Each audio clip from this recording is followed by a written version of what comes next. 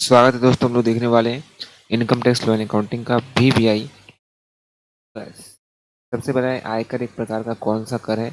आयकर जो है एक प्रत्यक्ष कर होता है, डायरेक्ट टैक्स होता है। असेसमेंट ईयर से ठीक पहले समाप्त होने वाला वर्ष कहलाता है, प्रीवियस ईयर कहलाता है, पूर्व वर्ष कहलाता है। Assessment year generally refers to 1 April से 31 March immediately following the previous year. मतलब प्रीवियस ईयर के बाद वाले साल को हम लोग क्या करेंगे? AY कहते हैं। AY कहते हैं। आप लोग भी कर रहे हैं ए भाई, लाइक कर दे। ए भाई क्या करते हैं? लाइक कर। पैन कार्ड का पूर्ण रूप क्या है? पैन का पूर्ण रूप permanent account number.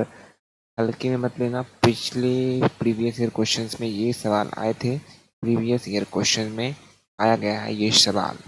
Residential status is determine mainly on the basis of. जो रेसिडेंशियल स्टेटस होता है वो आपको डिटरमाइन करता है। किस पर डिटरमाइन करता है? रेसिडेंशियल स्टेटस जो होता है वो स्टे इन इंडिया पर डिटरमाइन करता है। मेन कैटेगरी क्या होता है? कैटेगरी कितने प्रकार का होता है? रेसिडेंशियल स्टेटस तो 3 प्रकार का होता है, ROR, RNOR और NR। शॉर्ट में बोल दिए, फुल में बोलो अपने से, बोलो बोलो बोलो बोलो जुआ के बोलो। अगला है, एक व्यक्ति की आय भारत में तथा विदेशों में दोनों जगह हो सकती है, क्यों नहीं हो सकती? Foreign income of a national resident generally taxable होता है क्या इंडिया में? ये डिपेंड करता है applicable provision, sources and receipt. Sir salary income is taxable under the salary head में टैक्सेबल होता है सैलरी का income under the salary is taxable कब होता है? जब ड्यू हो या रिसीव हो, subject to the provision.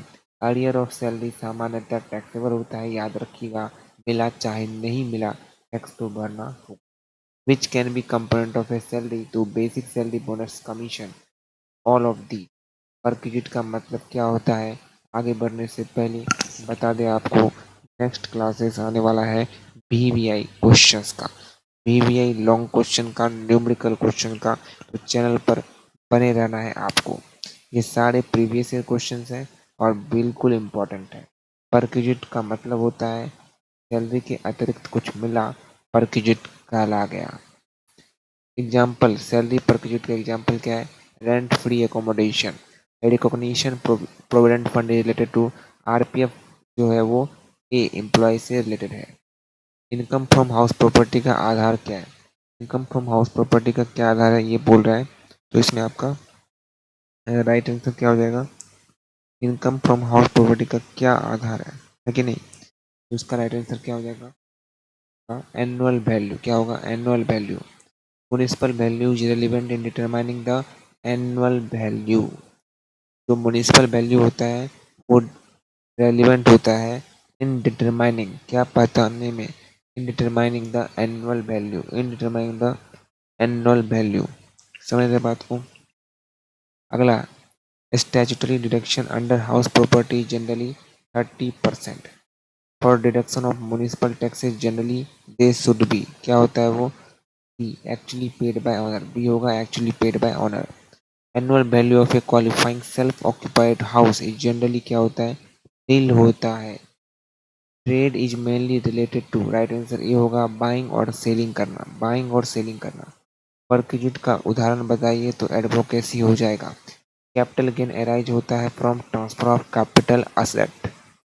Income, जो इनकम किसी अन्य स्पेसिफिक हेड में टैक्सेबल नहीं है वह सामान्यतः किस हेड में आती है? तो इसका राइट आंसर होगा income from other source. Taxation of gift is generally associated with, ये होगा right answer 56(2)(10). Gross total income consist of, right answer ये होगा income under the relevant head after necessary adjustment. Chapter 6 की deduction सामान्यतः किससे घटाई जाती है? तो ग्रॉस टोटल इनकम से घटाई जाती है। टोटल इनकम कैसे निकलता है? तो gross total income minus eligible deduction, यहाँ पर हो जाएगा B answer. Rebate under 87 is related to eligible individual tax pair.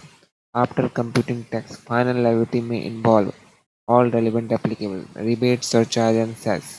यहाँ तक होता है एंड। नेक्स्ट वीडियो का इंतजार करें और लाइक करें।